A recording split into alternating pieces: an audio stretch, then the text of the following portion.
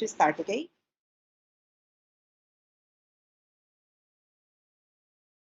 Good evening, ladies and gentlemen. It is with great pleasure that we start this event, which is part of the 11th Mackenzie meeting of Controllership and Finance. The meeting is promoted by the postgraduate program in Controllership and Business Finance of the Centro de Ciências Sociais e Aplicadas da Universidade Presbiteriana Mackenzie. This year, the event's main theme is the leading role of controllership in problem solving.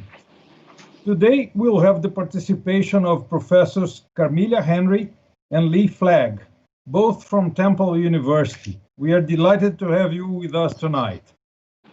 The mediators of the event will be Professor Liliane Segura and our PhD student, Alexandro Toaldo. I have two important announcements to make. First, during the event, we will share a link on the chat for those who need a participation certificate. Second, we remind you to please keep your microphones and cameras off. I want to thank all of you who helped us to promote this event.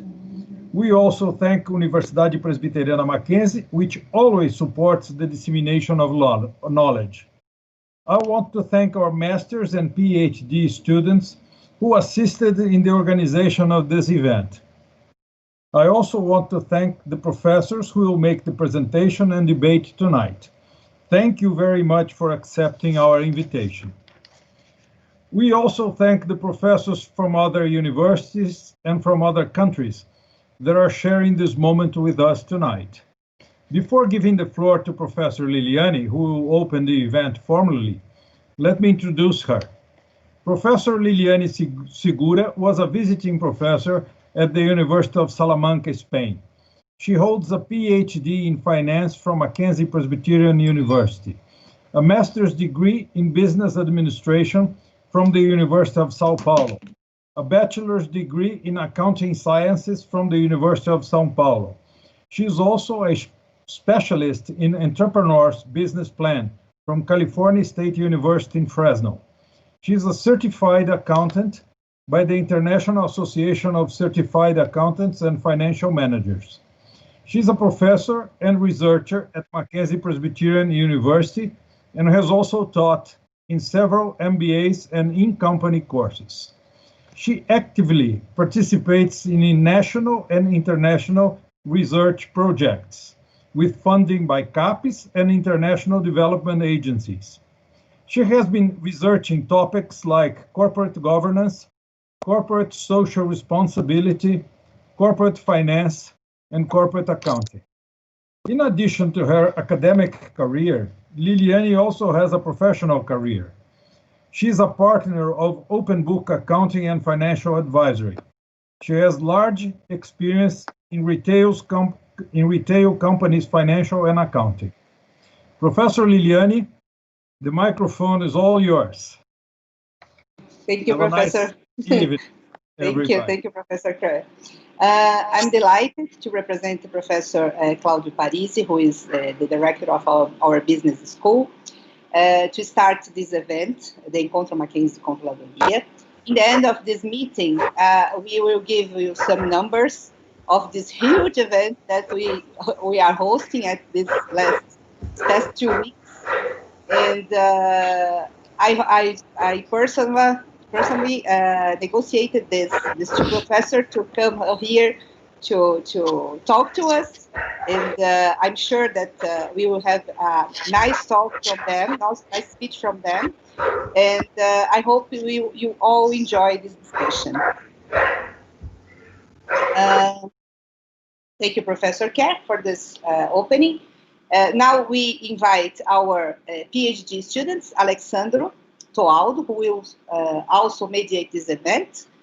I'm talking about the curricula of Alexandro Toaldo. He is PhD student in Finance and Controllership, our program at Universidade Presbiteriana Mackenzie, postgraduate at Wharton Business School, University of Pennsylvania, Master in Accounting and Actuarial Science at the Pontifícia Universidade Católica São Paulo, MBA in Corporate Finance at Fundação Getúlio Vargas, and graduated in Accounting from Association de Educação. He has plus more than 25 years of experience, including recovering business in difficult financial situations, and strong accounting foundation, auditing and finance, statutory accounting, taxes, costs, US GAAP, IFRS, including the preparation for the first-time adoption to international standards. Currently, he is the finance director of an European subsidiary of industrial company in São Paulo region. Mr. Alexandro Toaldo, the word is yours. Thank you so much, Professor Liliane. It's a pleasure to be here. Good evening for all in this great event. And now I'm passing the word again for Professor Liliane Segura, and she will be introducing both Dr. Lee Fleck and Professor Carmelian. The word is yours, Professor. Okay, thank you. Now I'm going to talk about our guests. Professor Lee Fleck is an assistant professor of instruction at Temple University. Dr. Fleck specializes in human-centered computing, large-scale systems engineering and integration, as well as information assurance, software assurance, and data science. She has 20 years of experience leading research projects in the field of usable security, usable privacy, information assurance, data science, and software engineering, resulting in several conference and journal publications. In addition, Dr. Fleck has a bachelor in fine arts and film production from New York University School of Arts, and has co-directed, co-produced, and co-written an independent feature length film. Professor Camilla Henry holds a master's degree in business administration at Villanova University, graduated from University of Southern California, certified in digital imaging. She's a passionate senior executive in managing, designing, and implementing successful customers and business solutions in finance, banking, public utility, health, investment management, credit, utility, education, and chemical operation. Exceptional track records with performance risk assessment, assembling and inspiring effective teams, developing cost-benefit savings, exercising risk management best practice while achieving global productivity improvements and winning executive leadership solutions. Experience as a CIO and CTO with over 15 years of diverse experience. Provide industry talks and seminars on octal character recognition, barcoding, and office automation implementation and strategy. I will talk about our presentation. Each professor will have about 20 minutes to speak about corporate governance and technology. Then we'll pass governance and technology. Then we'll pass the word to the first Professor Dr. Lee Fleck to start the lecture. Professor Lee, the word is yours. Oh, okay. Well, would you like to share your screen? Yes. Do you know how to do that in Teams? I think I figured it out. Okay. Okay. So, yes, we are seeing already. Great.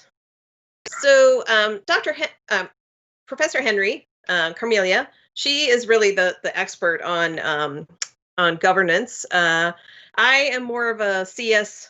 Computer science researcher, and I have worked as an executive at a small business. I have come to understand that several of you also do work at small businesses, and also that there's a lot of accountants out there. So I'm really going to talk about sort of the approach I want to take to instruction at Temple for our master's program in terms of how to analyze and manage data. So quickly, my professional experience is, she already kind of said, I work in the defense industry, or I have in the past. I'm now an assistant professor of instruction, but I mostly did research and development in large-scale systems, and I ran the R&D department. I've done software development, and then I did the weird thing of being a filmmaker for a while, which was wonderful and fun, but it doesn't pay the bills. So In terms of the research that I've done in the past, it really deals with large-scale software systems and understanding how to integrate those types of systems. So I was working with the military, but we were also looking at mergers and acquisitions of companies and how that affects the integration of those systems. So I have some experience with understanding those problems in businesses. Looking at how service-oriented integration can alleviate those problems, and then really figuring out mathematically how to integrate systems and understand how they're equivalent, how they can be sort of fused together. I have a large background in information security. I'm not going to talk about that today, but if you have any questions about that, please feel free to ask them. I always enjoy speaking on that subject as well.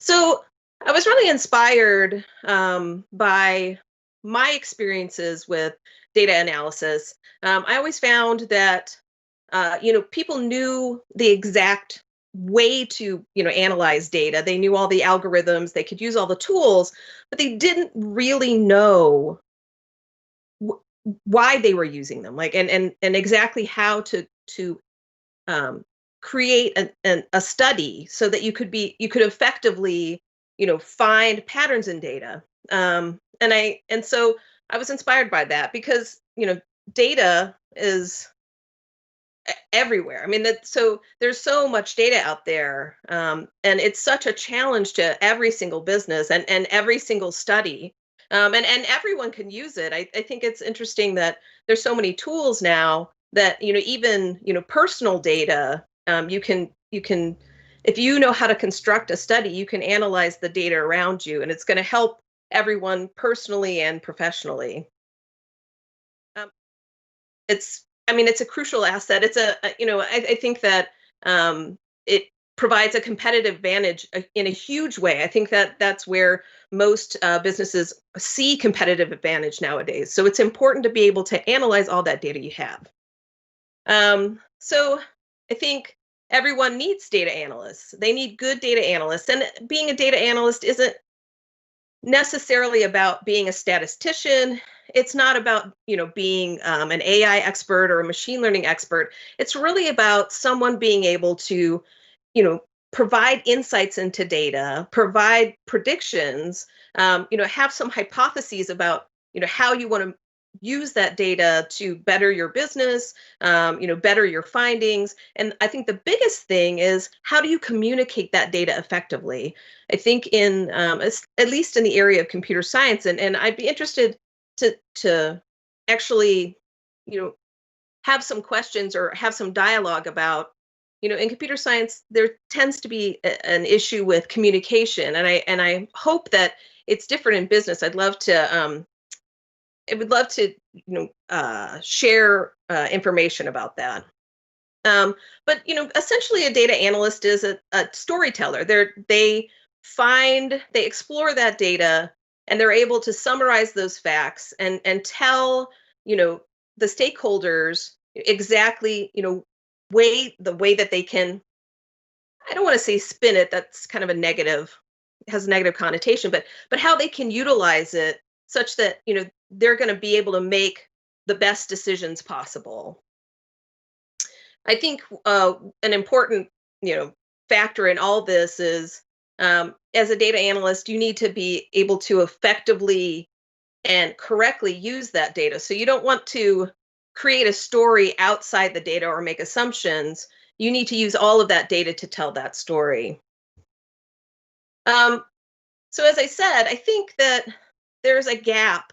And, I was talking with Mr. Tualdo about the concept of, in data mining, of, knowledge discovery in databases, the KDD process. And I guess this is sort of a high-level version of that to some degree.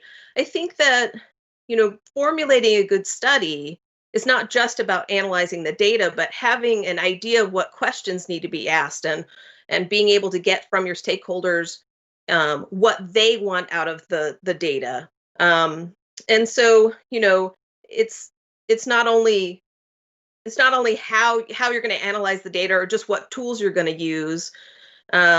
It's really understanding how you can create that picture. Yeah. Did someone have a question?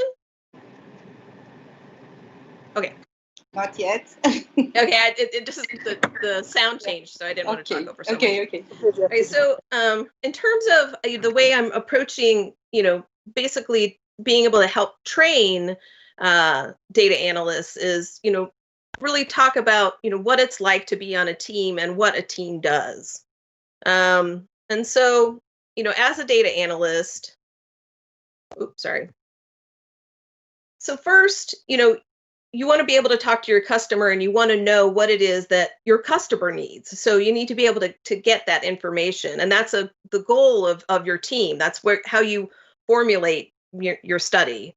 Then you need to determine, what kind of questions you need to ask of the data.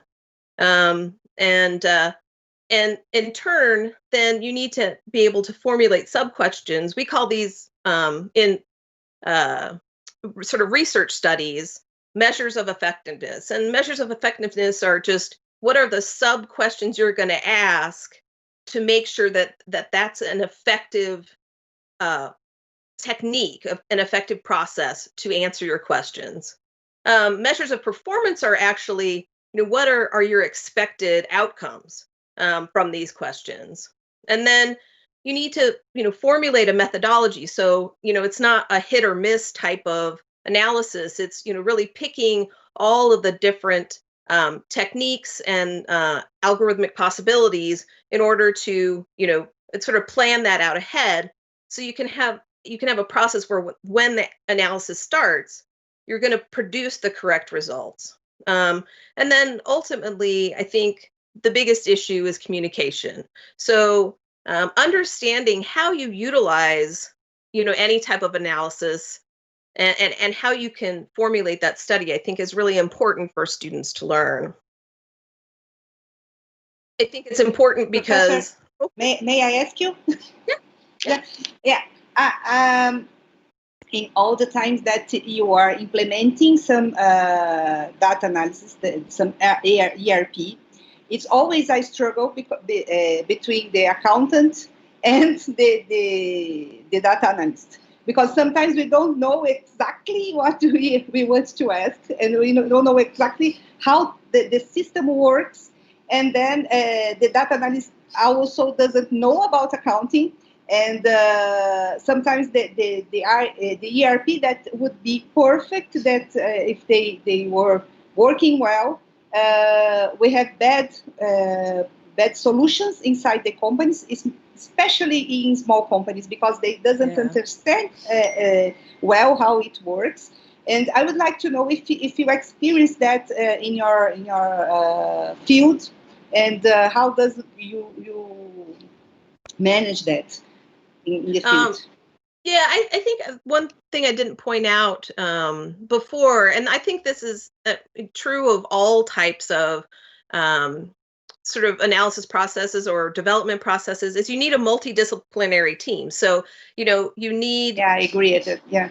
So you need one or two people of the whole group, all the stakeholders that can talk to each other, that, the accountants understand what they understand, and they need bridges. And so, yeah, I found that's a huge issue. Yeah. And so, yeah, that's another goal of this that I didn't say, but yeah, it's very important. Multidisciplinary teams, people, I think they think of, implementing, like the ERP implementers are just they're in a, they're their own bubble, they're their own silo, and they don't talk to anybody else. And no, you have to have users of the system, and so I think once you have all of those factors, then that makes it an easier process. Yeah.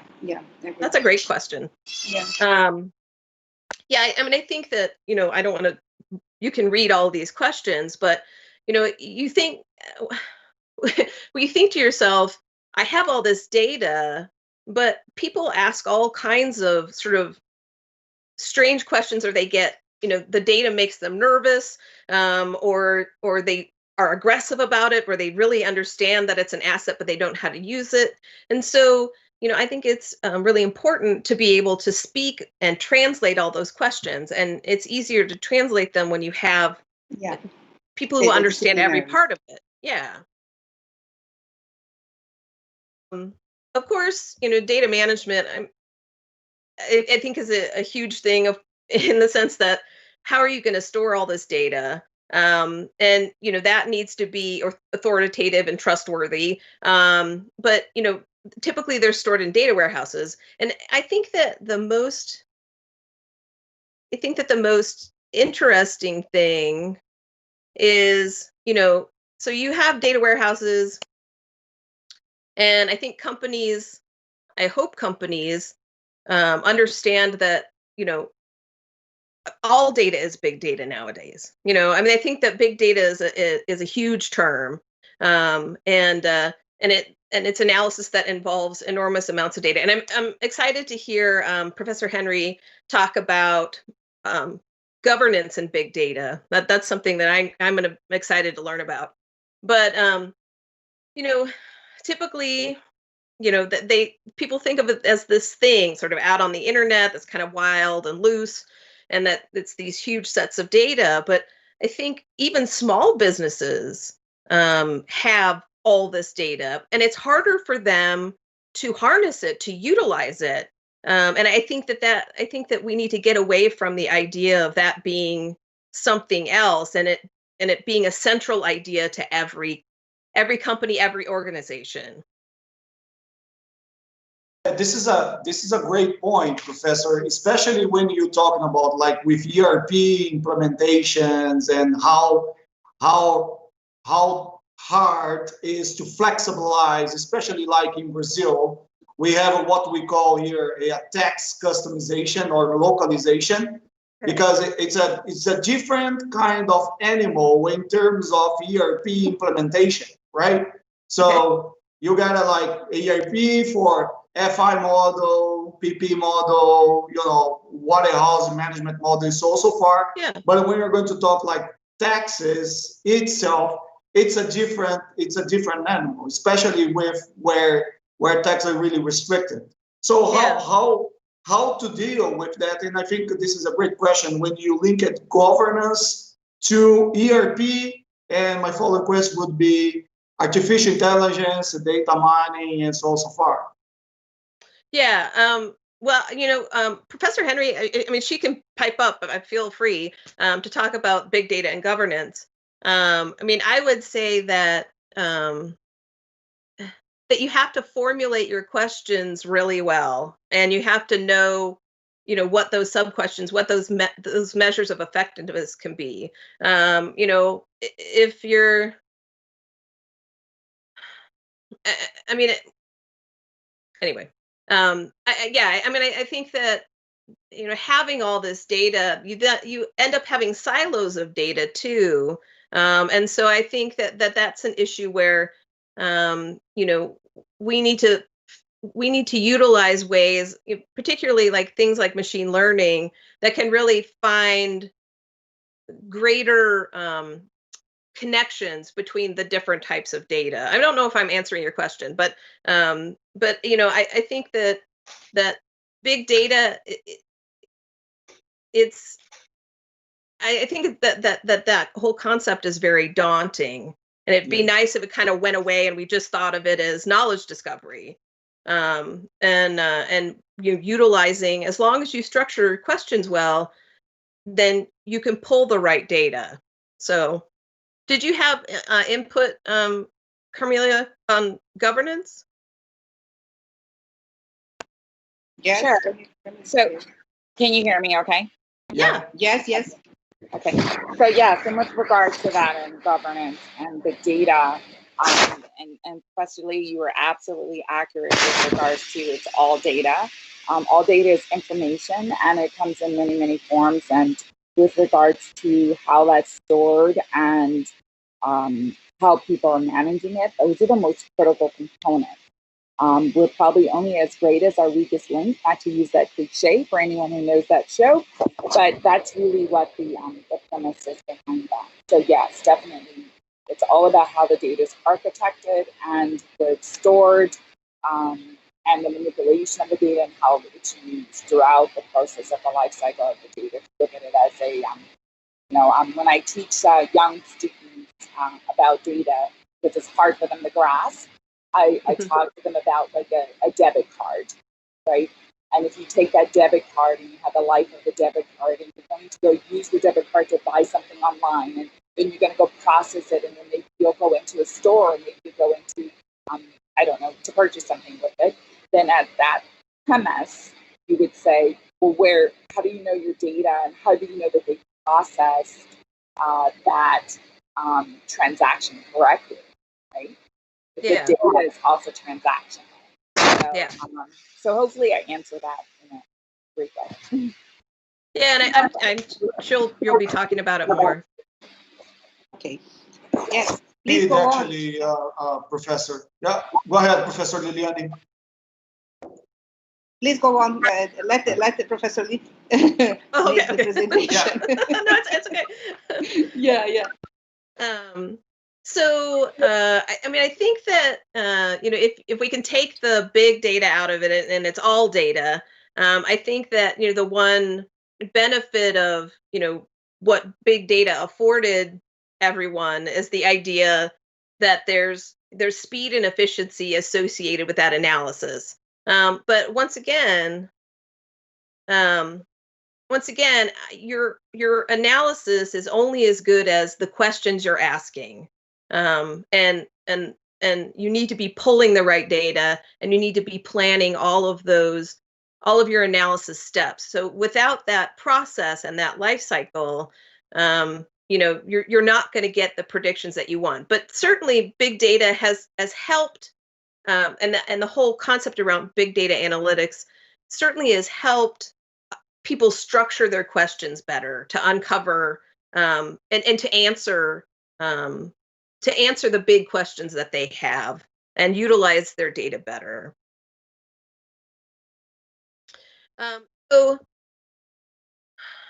I think that in terms of, as I said, I'm a CS nerd, and so so I'm approaching this from, I want everyone to be a good analyst, and because everyone needs that. You're going to be doing analysis, in any job that you have, really nowadays, and if you're not, it will be helpful if you did. But certainly, business intelligence is the biggest area where utilizing your data is going to have the most mileage. I mean, it's everywhere, but certainly business intelligence and analyzing data and making predictions is very important. So, I put this up here, but I didn't think about the fact that you all know all about business intelligence. So maybe we can talk about that a little more. But I find that that this is sort of a unique area in terms of formulating your questions. But there's a lot of research, and there's a lot of already structured questions out there, because this has been a topic of big data and data mining for a very, very long time. So I think that I'd be interested for if there's anyone interested in discussing this with me. I'd love some questions. In this sense, actually, we've introduced this semester in a subject called exactly big data and big analytics with our Professor Valim in Mackenzie. So we've introduced it to a tool. For me, it was really new, but really interesting. Name it rapid mining. It's exactly what you just said. It's like, it's not how to do your modeling, but how to really make the right questions, because the model itself, it's already embedded into the software, right? Yeah. It's really machine learning. It's day-to-day process to learn how to solve the work, right? Right. Yeah. Yeah. I mean, I think that that's one of the most interesting things about analysis is the tools are all out there. I mean, and they have the intelligence is, pretty much, or that is embedded in the tools. So what you really need to do as an analyst is less about learning, the formulas, and it's about knowing how to structure those questions and knowing how to figure out what, to understand what approaches will actually answer those questions in the best way possible with the data that you have. And or it can help you figure out what data you need to answer those questions. So I think it's, once again, an area where people just immediately go to the tool, or they immediately go to the algorithm, and they don't think about what they really need out of it. So I find all that really interesting. It is, definitely. Yep. Yeah. Well, and I've talked to a lot of people. I know a lot of people around here who do like modeling and simulation of weapon systems and stuff like that, and they have to construct studies, and it's an issue with people just don't know how to do that. They know the techniques, they just don't know how to utilize the data effectively by asking the right questions and finding the right data. So anyway, I think so the biggest key to once you have predictions is being able to communicate the data, communicate what findings that you had. I think there's a big gap in creating easy to understand and interpret visualizations of the data, and in a way that can communicate effectively. I think humans understand things better with their eyes than hearing it. So that's a stress that's I think is important in any study. Is if you're going to communicate the data, you need to know how to effectively visualize it, because otherwise you're going to confuse your stakeholders or your customers. And by seeing it, any decision maker is going to be able to see visibly what it is that what findings you had and what types of decisions that they can make instantaneously. So I think it's an underrated area of data analysis that people kind of, slough off, but it's really, very much not an art, but a science. And so, things like brushing and having multiple views. Oh, and this is about Brazil. I think it's very important to effectively communicate data to your customers. So that's another stress that I think is missing in terms of education about data analysis. Is it's not all about the algorithms. It's about how you communicate it. If you can communicate it better than anybody else, you're going to get the job and you're going to keep the job. So I think that's very important. So ultimately, Professor, correct if I'm mistaken here, so ERP, BIs are becoming obsolete. So it's becoming like a large mass of data. And the question would be, what you're going to do with that data to help the business, to create value, to avoid cost, to increase profitability and so far. And this is, I think, is exactly where database, data mining, rep mining, whatever the tool will be, can be useful, right? Yeah. I mean, I think one of the important things is in terms of getting a job or switching jobs out there is, can you use visualization tools so can you show that you can effectively pull information out of someone's data that no one else could, and can you communicate that through some sort of visualization? I think those things are highly underrated but very important. So to me, I think that it's important to highlight that. I think everything's in the cloud now, of course. So you know, I think that utilizing data either gets really confusing and scary, or they just think it's going to happen instantaneously. And I think, you know, both of those viewpoints are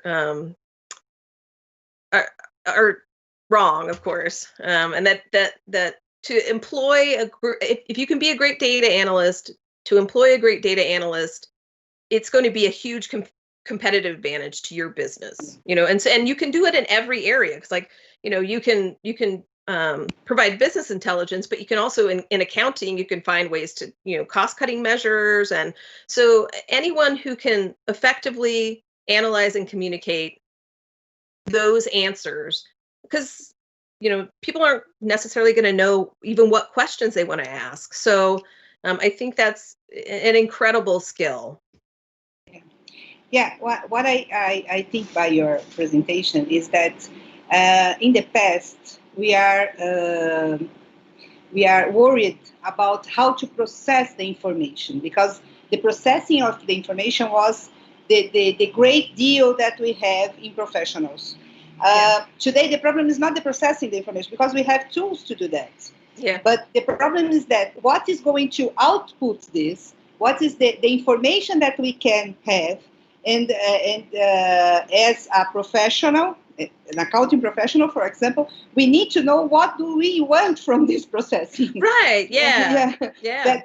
I think this is the great thing that we have to keep in order to learn about understanding all these tools that we have available to us, and how can we extract this information in order to develop our companies and our information. Well, I think this is the great thing that we have to be aware of and to keep in mind when we talk about all of this data. Yeah, I mean, I think that the tools are only as good as the person who is using them. Yeah, I mean, so I can, you know, create pretty pictures in Tableau all I want, or, you know, run statistics in R or whatever. Yeah. But if I don't know, if I'm not good at formulating the questions that I know my stakeholders want to be asking with that data, you know, then you're not extracting anything. Yeah. Thank you. This is where, correct, Professor, this is where KDD process could help, right? Yeah, I agree. There is an interesting question here, Professor Liliane, and I don't want to miss this because this is really interesting. Yeah, of course.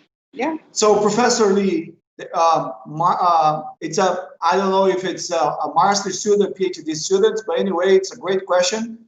Marcus Tomasini, in a world where more and more data are produced about their device, do not come to conclusions beyond the data.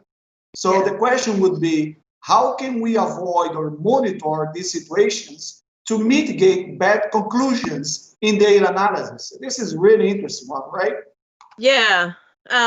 So I think that, and I sound like a broken record, but I think that that's the point. I mean, I think he probably already knows this. That's the point of understanding this process, is if you're just like charging in there like a cowboy and just, you know, slicing and dicing the data and then slinging stuff out, they don't know if you've really answered their question. The whole point of formulating these questions, formulating these measures of effectiveness and performances, I can show you, this is why I did it. I'm answering your question. This is the data I got. This is what I was expecting. It's all a way for you to justify your findings to your customer. And then if you can visualize it correctly, you've got it made.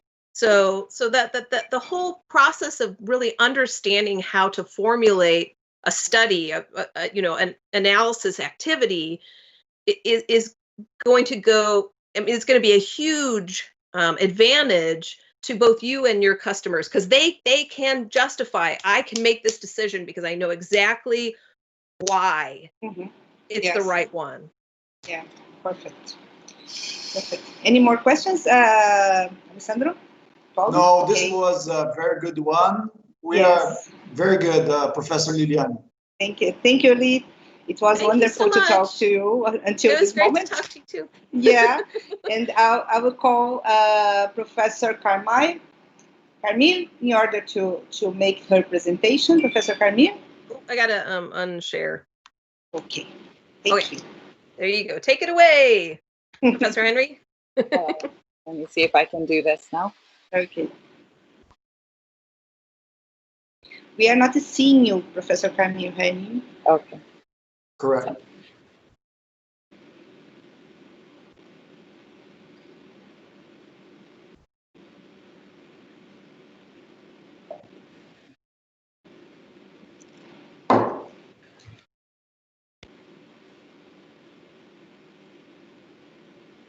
Do I just put the... Yeah, we are not seeing your camera. Yeah. 1 second. Let me get... No problem. Take your time. I'm trying to get back in. Okay. You can see me now? Not yet. Yeah. Oh, yeah. Yeah. Open up. Sorry. Hello, Professor. Yeah, the word is yours. Now, how do I just put the document in there? Just slide it into the desktop window? Yeah. There is a camera, a microphone, and there is a something with a... Okay. Do I slide the document into... Yeah, Okay. please. Let's see if I can do it that way then. I apologize. I've never used this tool. No problem. Of all my technology wherewithal, I've not used this tool.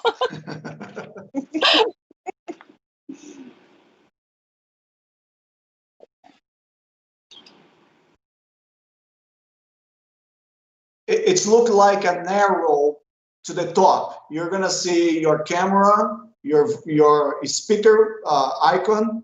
In the right, you're gonna see an arrow on the top. You just click, and you're gonna share your documentation. Okay. Do I share the whole screen or just the document? Whatever you Just want. the document. Okay. Yeah. Okay. Okay. Great. Let me try it that way then. Sure.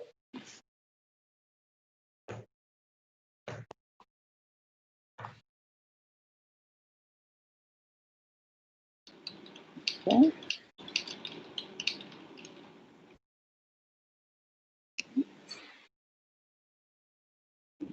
Not yet. I'm getting closer. 1 second. Okay, no problem.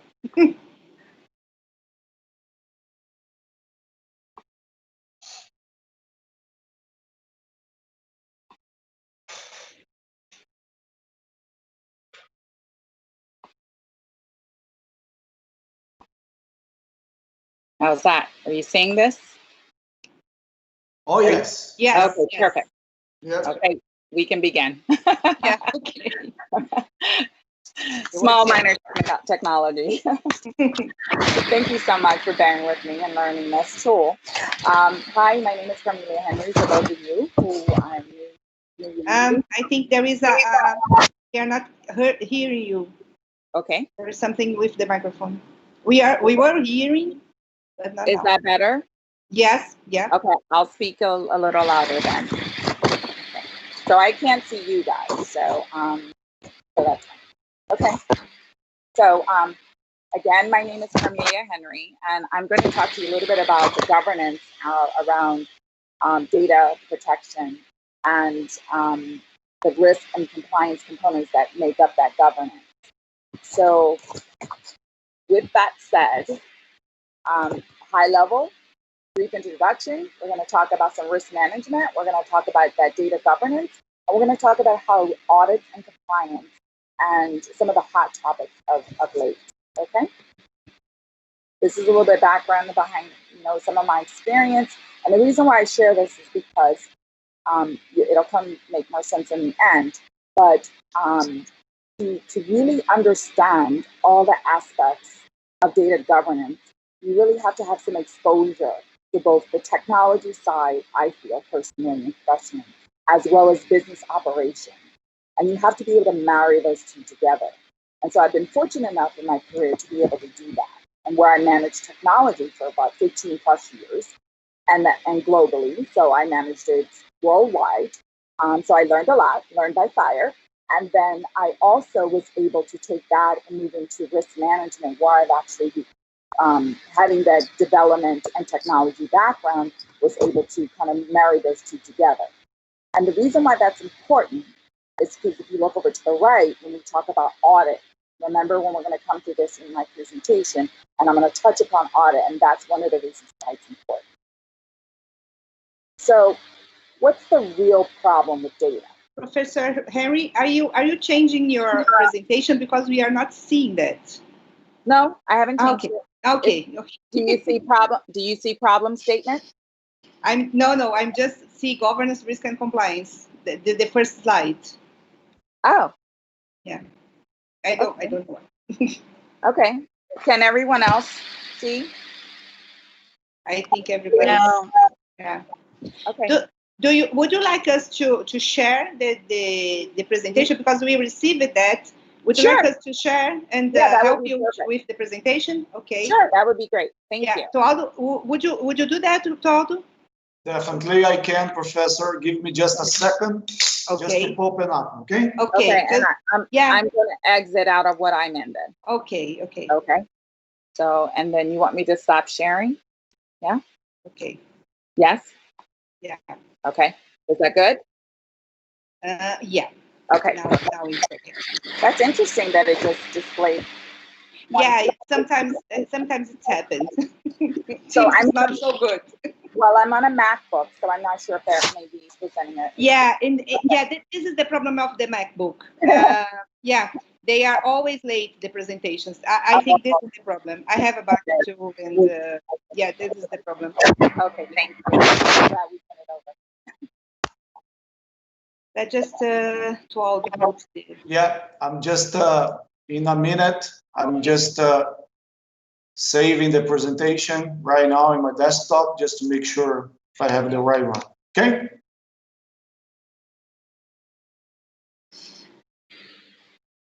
Thank you, Alex.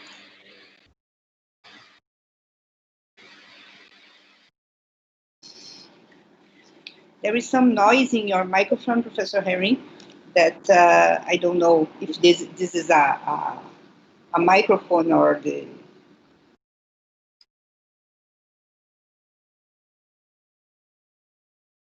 Is it clearer now? Yeah, now it's clear. Okay. Yeah. I won't move, I promise. That is the problem. We moved and we lost the connection. Yeah. But this how it is now, it's good. Okay, Yeah. perfect. I'll sit right here. Right. Can you see it, my desktop? Yeah, we do. Yes. Okay, I'm just clicking here because I'm trying to. Yeah. It should automatically start it, so that will. Yeah. Let's see it. Does that work? Yeah. Perfect.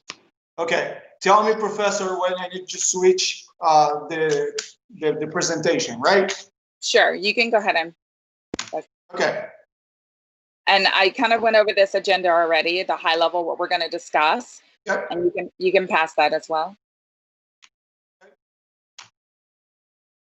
I'm wondering if you gave me control, I can. Okay, so that's fine. You can stay there. So what's the problem statement right now? What's the problem around data? The biggest problem around data currently right now is that it's everywhere.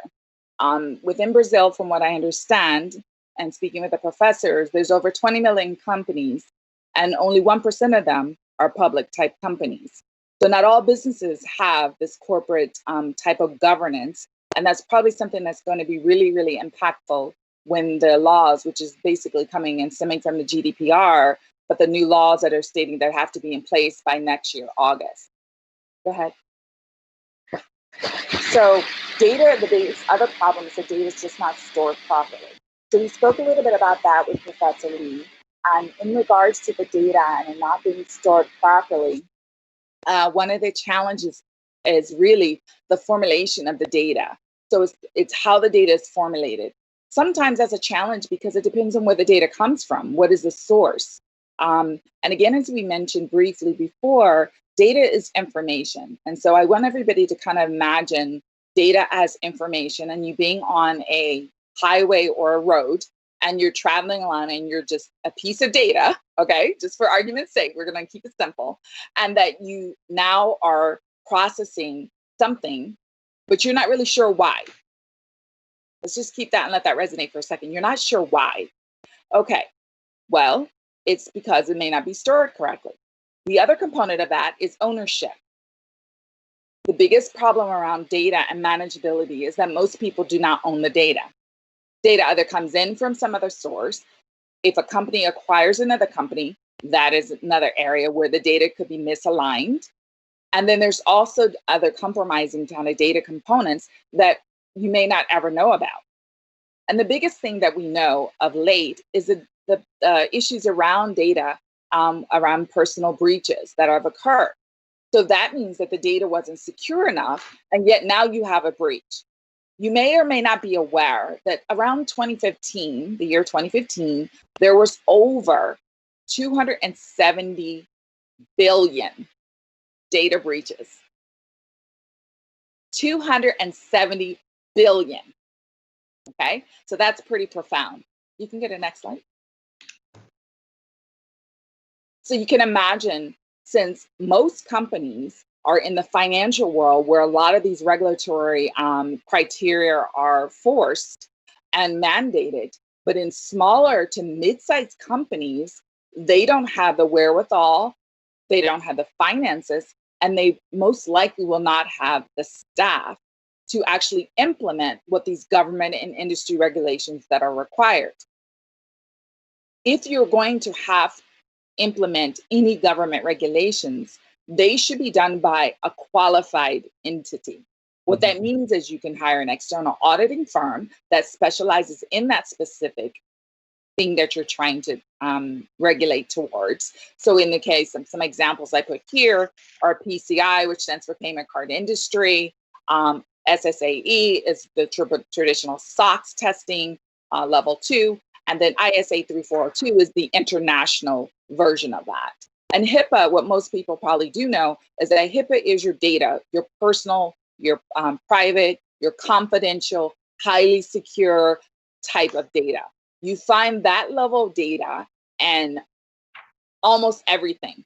So, for example, in the United States, we have a driver's license, and then your driver's license has unique information. However, to obtain that driver's license, you had to have provided either your social security or a birth certificate or some form of identification that really attests to who you are.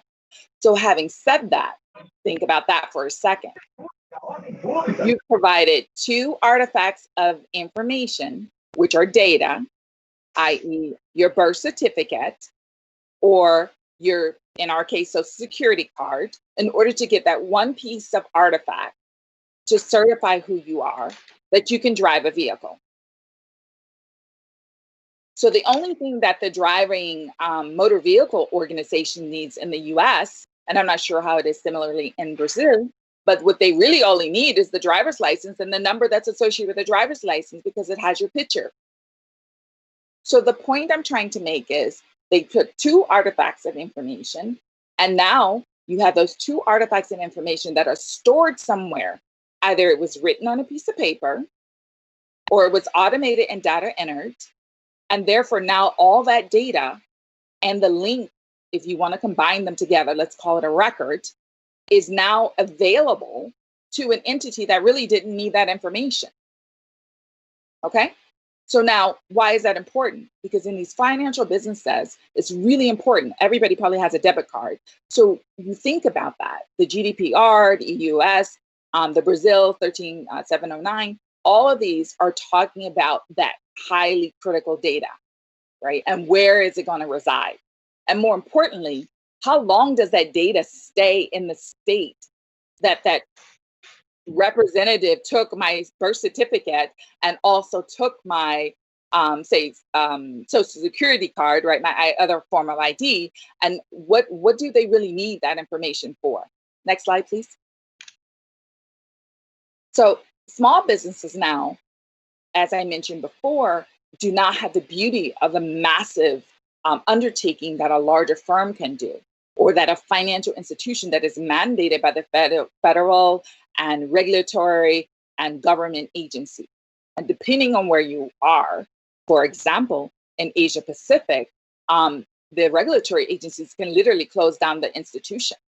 So if you don't meet those regulations, then they will close your bank down, they will close your business down, and now you have no recourse other than to comply and get it remedied if they allow that. So that's why it's very, very serious.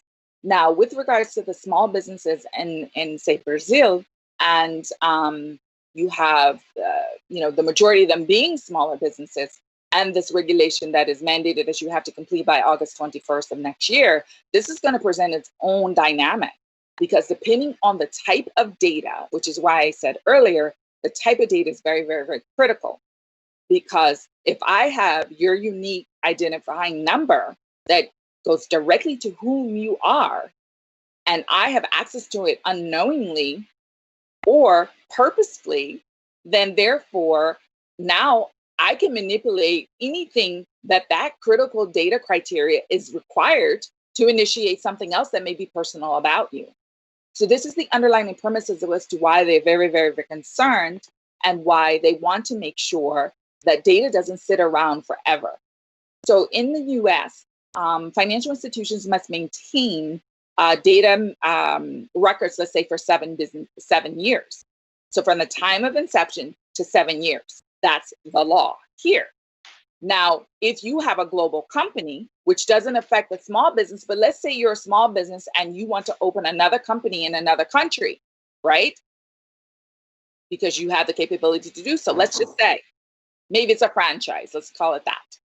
Now you still have to adhere. If you have data from that country, you may not be able to have that data stored in your repository, say in Brazil. If that other country, let's say, is India, you won't be able to. Definitely not in China, because it's against the law, right? So you have to be very, very, very careful of how you classify your data. This is why it's the most important thing. The second most important thing is where that data is coming from and how that data is going to be utilized. Next slide, please. So let's talk about risk management. And I'm shifting gears slightly because I want you to understand the overarching umbrella. And you can read the definition, but in a nutshell, it's the overarching spokes and components of making sure that the tasks that are necessary to govern that you're adhering to these regulatory mandates or procedures and policies, and that is actually happening. Next slide, please. So most people say, well, so what? Now we're going to spend a little time here because I talked slightly about the data, but most importantly here is think about your small business. You have a usual small business will have a small minimal amount of management of risk because maybe they only have 10 employees, or maybe they have 100 employees. That's still considered a small business, right? Then you may have very few controls in place. That means if my data, my name, my address, my phone number, my unique identifier, my passport number, right? Any of those components are stored, then we might have a risk here because I may not, as a small business owner, have the capacity to actually correct or maintain that data in a secure manner. The average businesses usually have some type of risk management tools in place. And as I indicated, risk management is kind of the overarching umbrella, and it assists with how do you manage and govern? What are your procedures and policies? How do I know you're effective? What are the compliance mechanisms in place? And so understanding that in your small business and understanding what is the niche business that you're really focusing on, that's really, really key. But overall, the best ideal situation, regardless of size of an organization or a business, is to have a well-established risk management practices in place. That means best practices in some cases if you're very, very small. And that also means that you're keeping data secure. So let's think about keeping that data secure.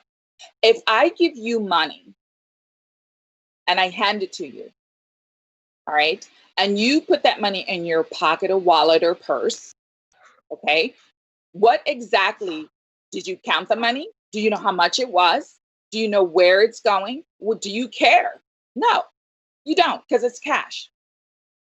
If I give you my personal number, we all have cell phones, mostly mobile numbers, and then I say, please don't share my number with anyone, and you will somehow lose your phone, and someone hacks into your phone, and now they have my data and my information, because maybe your contact, for me, you had some personal information in there, correct? So with that in mind, think about the data and the manageability of that. Now, taking that to a larger scale in an organizational sense, the ones that are regulated by these large government entities, right? The ones, like I mentioned, that can close down financial institutions, right? You have to be really, really careful how you store that data and the classification of it. And the only way to really do that is with the right risk management practices. You can go to the next slide, please. This is a very simple thing. You can go out on the internet, you can Google typical risk matrix and stuff like that, and you'll find this probably same exact thing. The main point I want to explain here is pretty much what I've already explained, but I want you to graphically to see it. So if you look on the left side is the impact, and then you look on the bottom, that's your severity of risk. So if you look at in the center where it's yellow, and I use amber because most street lights are green, amber, and red, right? So red meaning stop and green meaning go. So think of amber as caution, okay, in a normal sense. So if I have a medium impact of risk, right, and a moderate level of risk, that really means that my overall risk could probably be managed to some degree with a little bit of issues that potentially may not be effective, right? Okay, so the likelihood of me having some issues in my risk area it's probably high in the medium average category. Now look at that red box at the top right. That means that my impact of risk is very high, and the likelihood that I'm going to have a major catastrophe, let's think about a hurricane, let's think about a business that loses power. There's a lot of catastrophes that occur, right? How do you manage those risks? Next slide, please.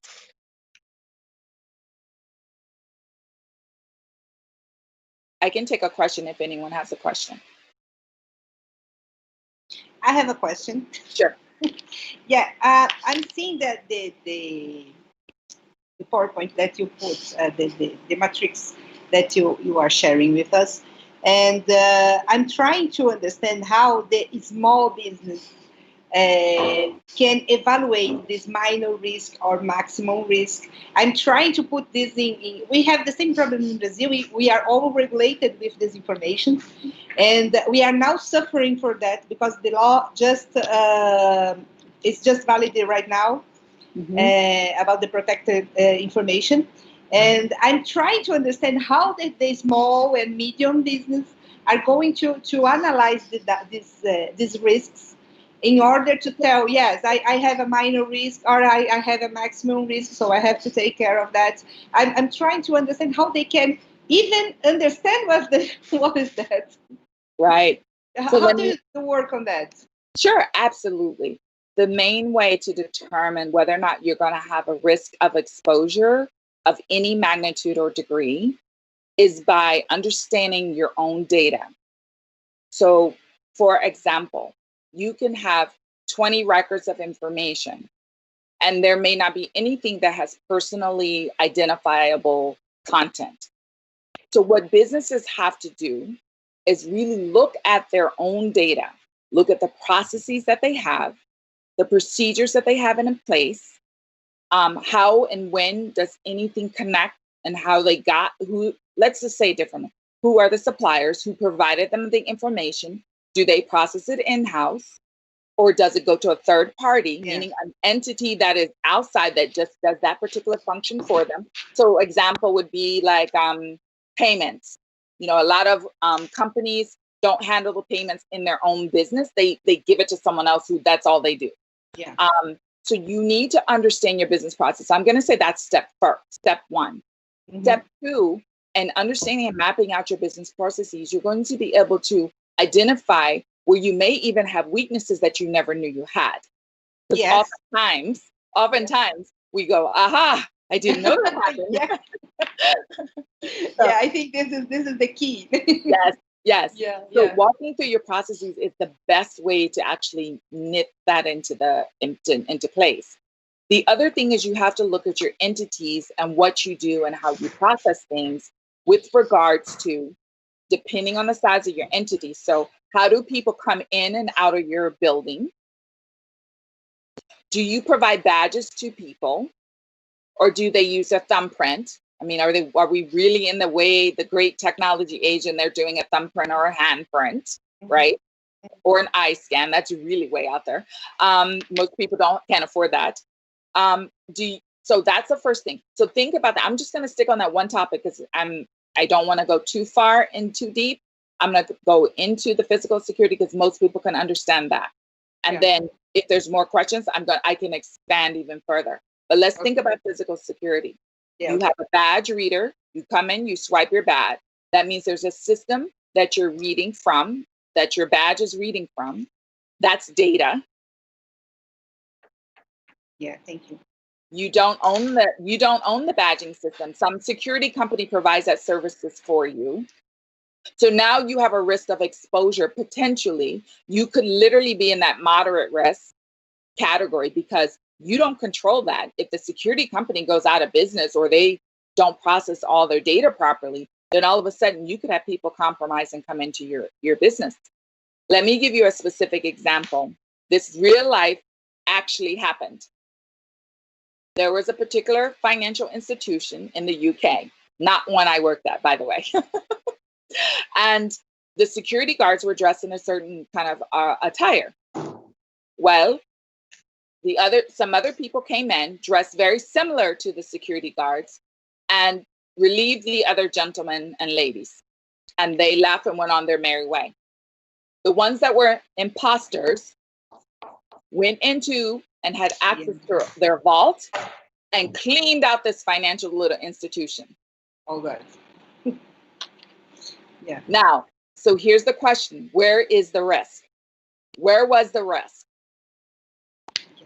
The risk was that the physical security processes were broken because no one thought that anyone would come in falsely dressed as a police officer or another security officer of someone of authority. The other risk is perception. And the third risk, and these aren't real risk factors, these are qualifiers. The other risk is knowledge and training.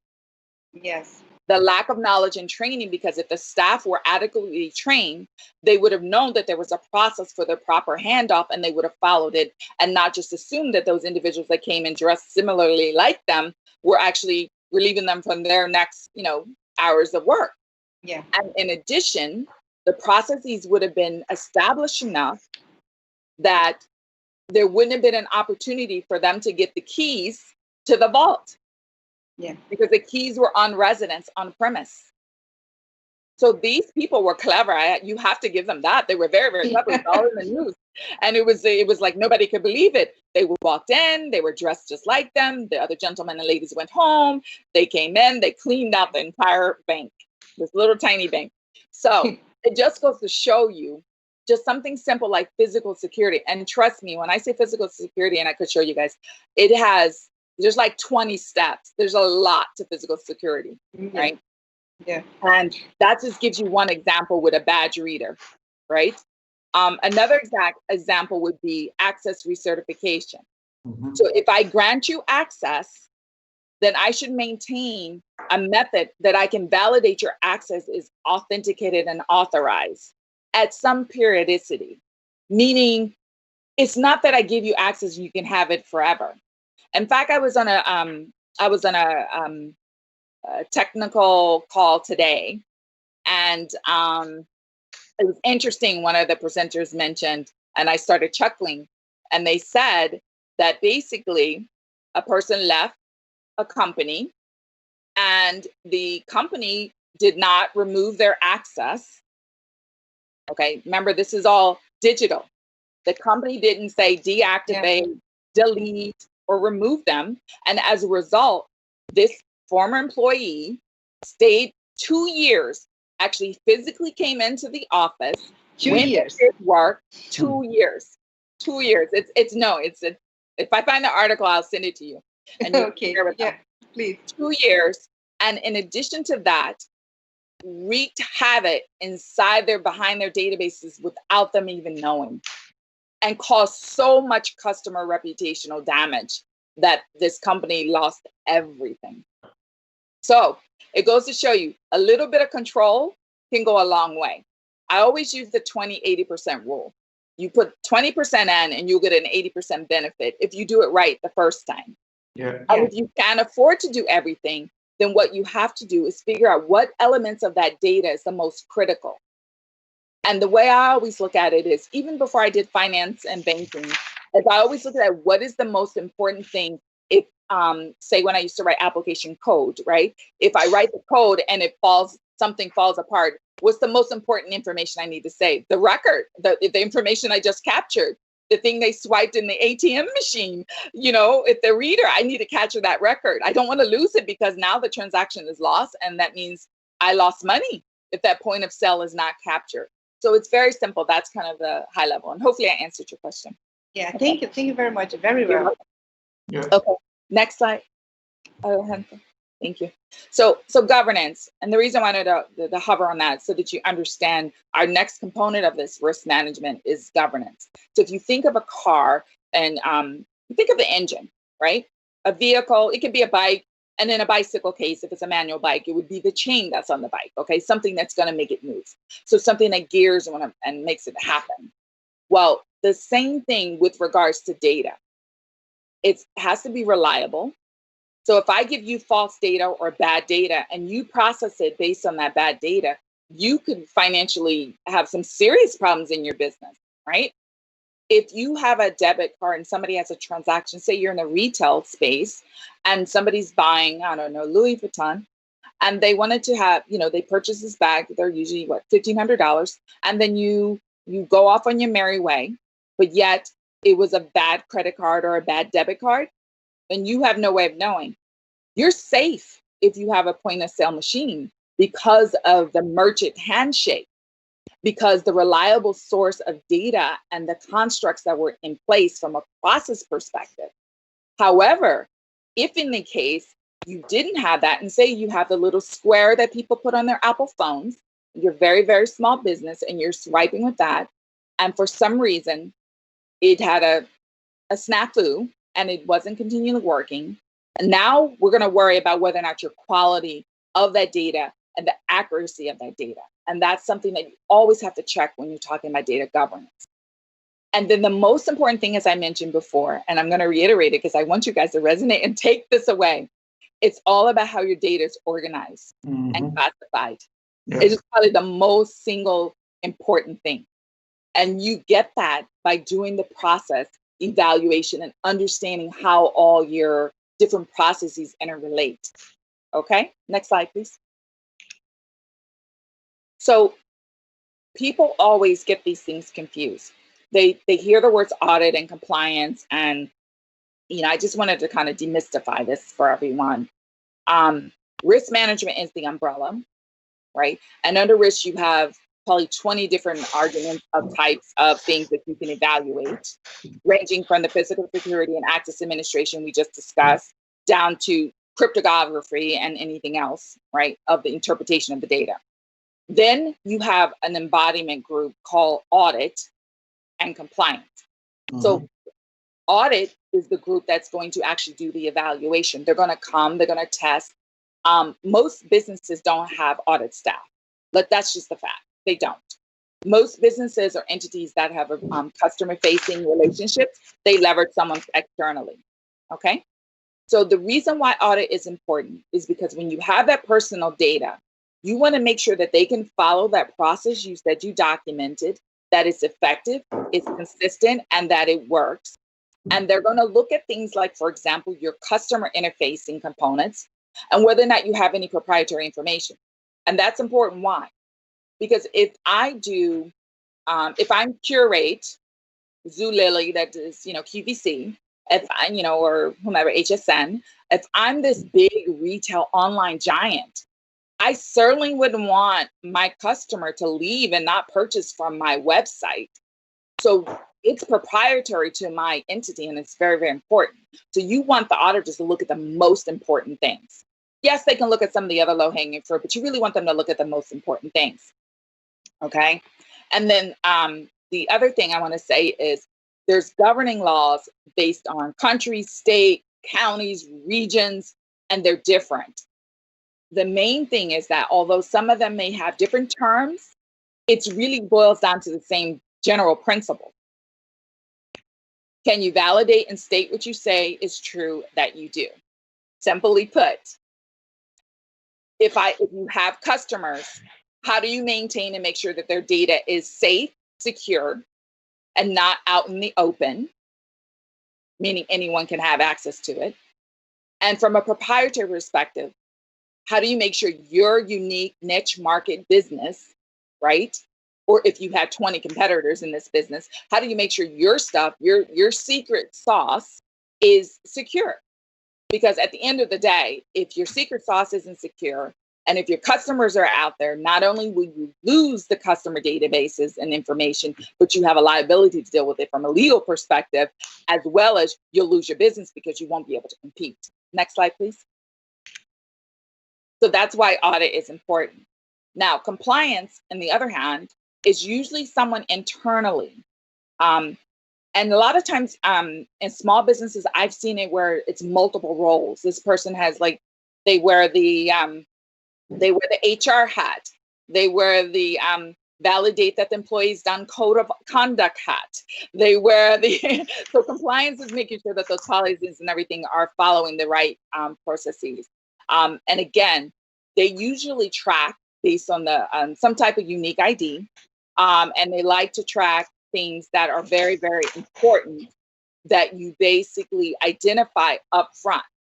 And the main thing of why this is important here is because these individuals that do compliance work, they're not the ones who generated it. They're not the technology persons. They're not the ones who have access to the data in most cases. Most times they don't have access to all the data from A to Z, end to end, as they say. And oftentimes they are familiar enough with the process so they can understand that specific process, right? And that is the overarching component of what they're for and to do. Again, everyone looks at customer name. They look at dollars from a financial perspective. They look at products, any products that do transactional things. Anything where you have a personal identifier, a phone number, and as I mentioned before, your passport, which everybody uses. Unfortunately, we're not able to travel right now with COVID, but those are the things that they're going to be looking for. And that's only in relation to that business. Your business may not have nothing to do with a passport, right? So you're not going to have that as a data element, but you will have an ID. And if you're in a retail space, you're going to have some credit card or debit card information, right? And so that's pretty much in a nutshell. Next slide. That's the last slide anyway. So with that, I'm going to Thank you, Professor. Open up with questions. Yeah, thank you. And thank you. Yeah, in a nutshell, what I'm trying to get from the Professor Lee presentation and for your presentation is that we have many data and we have to comply to protect this data, and we have to understand what we want from this data in order to get the information. So it's a huge and complex way of working in the business. This is really a great presentation that we have to we can see what is in our hands when we manage the information. Just one question. We accountants, I have an accounting firm, and in Brazil we have to have information from everything from my customer, everything that you can imagine, even from the employees, even from the owners of the firms.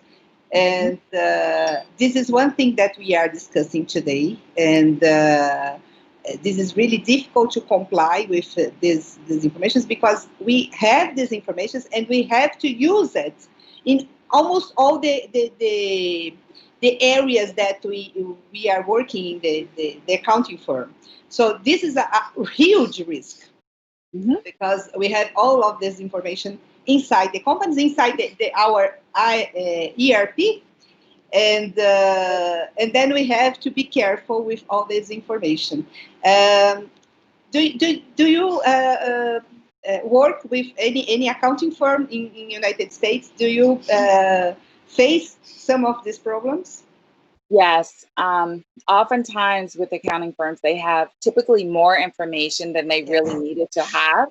Yeah. And the challenge is, regardless if it's accounting or any type of entity, is to go back to keep it basic and simple. That's my most single, I would say, word of advice. Is look at the data that is most utilized. Maybe classify that as the most critical because that is something you use all the time. If you have a unique identifier, then that's definitely something that's critical type data, right? And you want to be able to have that in a way that no one else who is not authorized can access that information. To answer your question with regards to the wealth of data, that is a concern and also going to be a legal concern coming up August of next year, because the law is stating Brazil is going to be going to the new law, and that law is really based on the GDPR constructs. And the construct, the basic premise of that construct is data should only be available to those that need to have access to it, only for the time they need to have access. So it's like, it's really limited. Yeah. So now you talk all these big companies that do all this historical information. I don't know how they're going to survive, to be honest. I think, and honestly, I think legally people are going to have to get special compensation of what it would take to grandfather that in to their business functions. And at the end of the day, I very rarely have found an entity that is so pristine that they check off every single box in GDPR and every single box in SOX and every single box that's going to be in your law in Brazil. You probably would never find it, right? So, you'll never find it. Yeah. So what I always recommend when I've done audits, right, is, and I dealt with regulators. I dealt with the Brazilian regulators, Argentina, everywhere around the world. So I met with them face to face. So I was the one that would ask the question and I would have to get the answer or know it or explain it and defend it. So I'm telling you with 100% certainty, what I would do is have all my critical data. That's the most important. And I'd make sure that I can definitively prove that only the people who need to have access to it has access to it, and present that in a way that this is my stepping stone. This is where we're going. Here's where we like to be. Because the worst thing you can do is say, yes, we have it. They come in and find it and they will shut you down. They don't care. They will. I'm sure. They don't care. Thank you very much. Tualdo, do you want to ask some questions? Tualdo, if you can, please stop sharing the screen, please. Okay, thank you so much. So I apologize. No. Yeah. So I do have Professor Liliane, if allow me. I think the first question, Professor Lee. So thank you very much to be very clear on your topic presentation. So it's like a combo question, if you would. Would you like to conceptualize if you don't mind? So as you have presented the IT infrastructure. So bottom line. Information security or cyber security. I think that you're going to love this question. So the IT infrastructure tends to grow with the company, right? This is true. So new tools, application systems, ERP, BIs that we before discussed. Now artificial intelligence is gaining momentum as well, and users are inserted as a whole in the need arises. So therefore, what we can ensure is that the threat exists everywhere, right?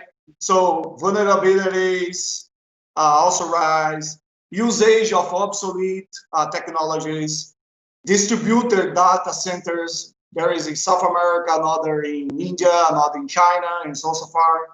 Network expansion, scamming, among other challenges. I think my question would be how exposed we are and what we can do trying to reduce the risk over time. Make sense, the question?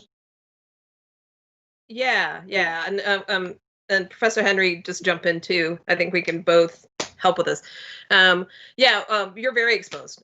I mean, everyone is very exposed. I think that you're only as good as the controls that you've implemented, and it's almost like data analysis.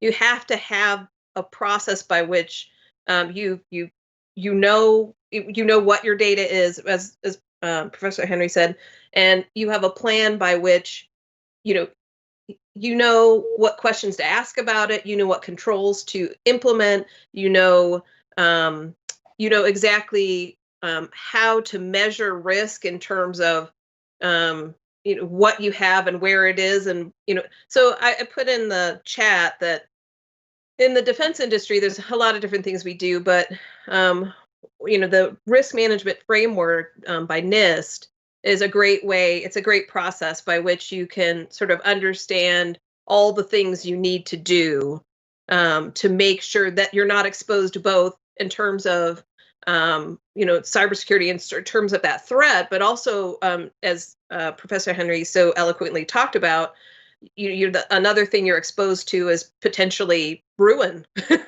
based on not protecting what you have and not complying. So anyway, Professor Henry, what do you have to add? So I would just say I agree with that 100%. And I also feel that one of the challenges is, I would say, organizing your thought process with regards to your data and look at it maybe very, very scrutinizing, right? In a manner by which, almost as if you don't trust the data. Is probably the most simplest way I can state it. And, but more importantly, if it's a medium to a small business, I would say, what are your initiatives, right? What are your plans? What's your 5-year goal and game plan? Where do you see your business evolving to? Because oftentimes the answer is in the weeds there. It's like where you're planning. Sometimes that's where the mistakes are being made, because strategically you're going to open up another office, or you're going to hire 10 more people. So when you look at that, what are your initiatives and your plans? You can actually hone in on some of the processes, because think about it. If you bring on new people, you must have an employee program or a handbook or some type of procedures or how you're going to bring those people on board, right? So that would help you with identifying some of your data elements. But you really have to look at your more critical components. Yeah, I mean, I think that's a great point. Is you have, if you're doing any type of plan to, I mean, if you're shoring everything up, you have to plan for where you're going to be, not where you are now. Because if you don't, then when you get to where you want to be, you'll not be compliant and you'll be even more exposed. So yeah, I mean, I think you have to, and there's, of course, give and take there, because it's very expensive to implement all this. And it takes lots of time. So, I think that's an amazing point. Good. Yeah, I would say that I wouldn't spend so much time in what I call paralysis analysis and trying to figure out everything, because you'll never get it done. Again, go back to that 20% rule and getting that 80% benefit. I'm telling you, I can't tell you how many times that has saved me. You're not going to be able to get everything done. And no regulatory body or lawyers are going to be able to say, well, you didn't have it done, so therefore you have a liability issue. Well, they can say that, but then nobody has met that bar. Even new companies that are being established. So I would say something like that. Yeah. Good. So hopefully that helps. It helped a lot. It was a great discussion. Tualdo, would you like to ask you something else or make some final considerations? No, actually, I do have a dozen of questions, but we are running out of time here. We know that. And from my side, it was a pleasure to interact with both Professor Dr. Lee and Dr. Carmilla, correct? Correct. Okay, so it was indeed a pleasure from my side, and I really appreciate to Mackenzie to giving us this opportunity to be mediator for this great event. Thank you so much indeed. Thank you. Thank you. Thank you as well. Yes, so I have to close the event right now. It was wonderful discussion. It's a pity that we have to go to our end. I have to tell that I learned a lot. I have so many ideas for discussions and for research here in Brazil. And if you both want to talk to us and develop something in Brazil, we are all available. I hope I can see you. I was planning to go to Temple in March this year, and we couldn't. But I'm sure that in some time soon, I'm going to Temple in order to visit you and to talk to you personally, because it's different. It's good to have a discussion like this, but it's good to talk personally.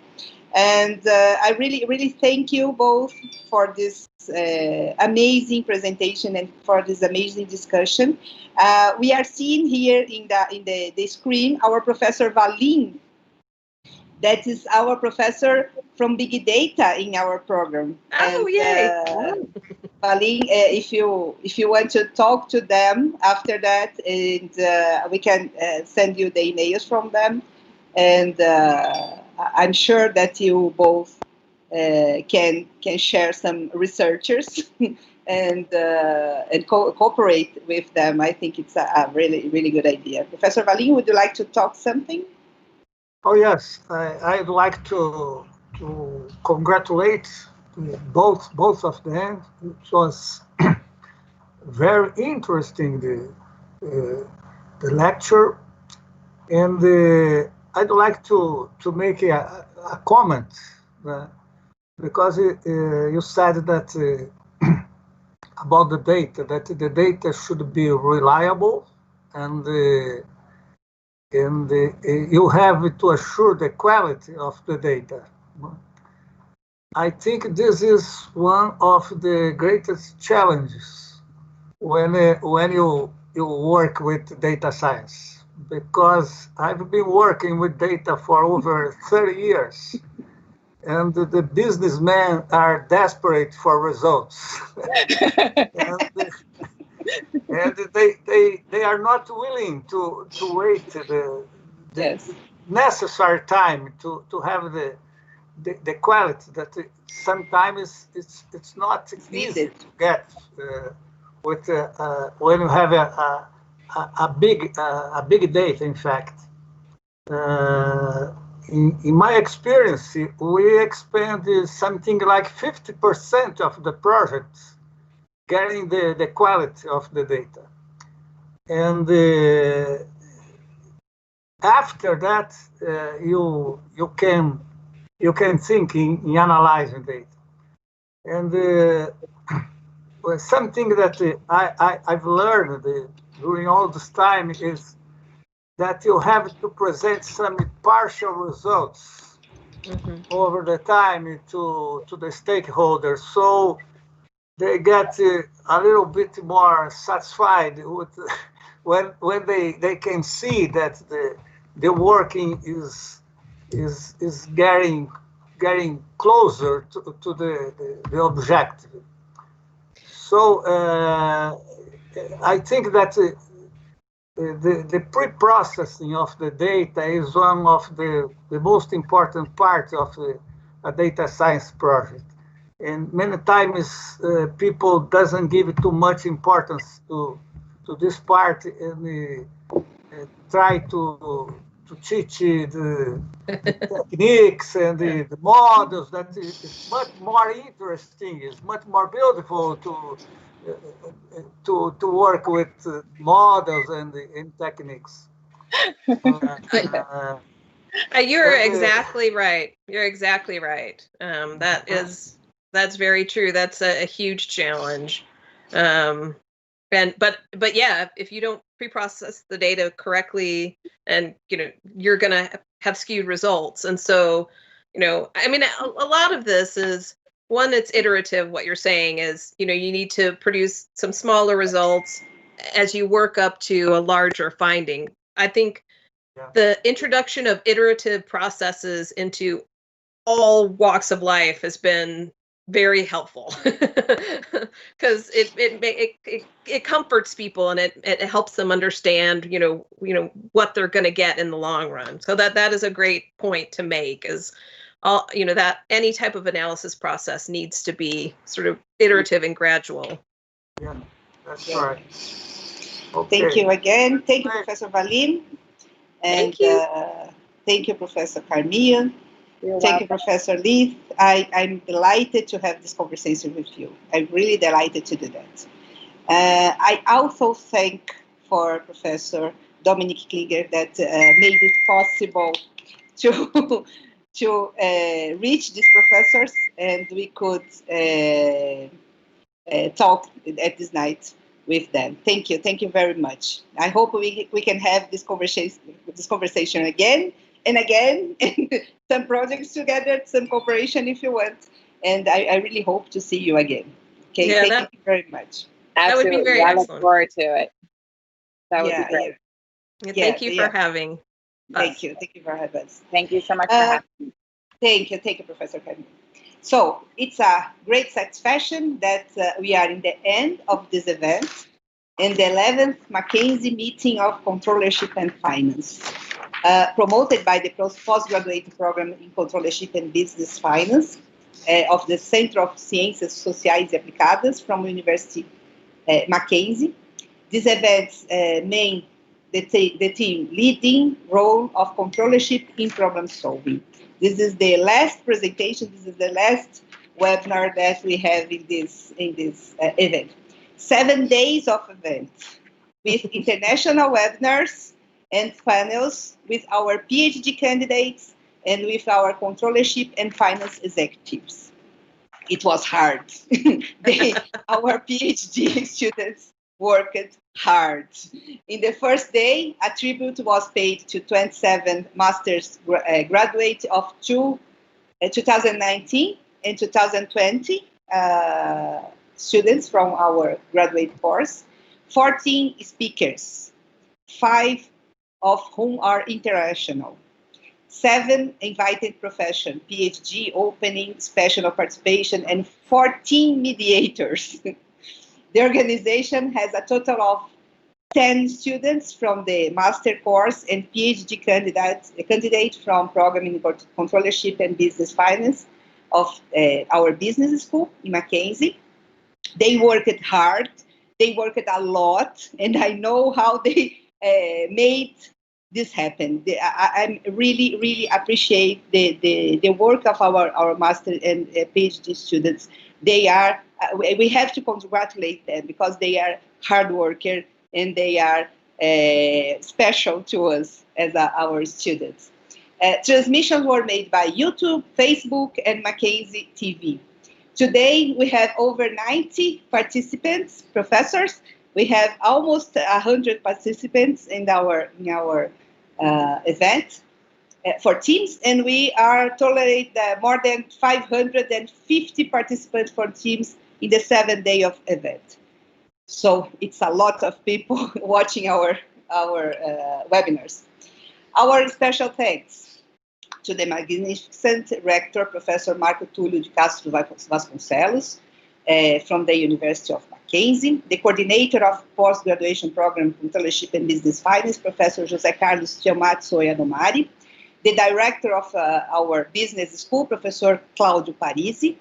Special thanks for Dominic Klinger that made it possible to bring the professors here, and other coordinators, professors from our program, students from our business school, and other students and guests that accompanied all us during this 7-day of event.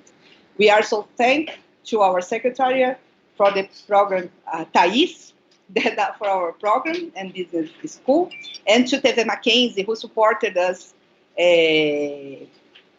for this event and made it possible to to spread our knowledge and our research for all of people.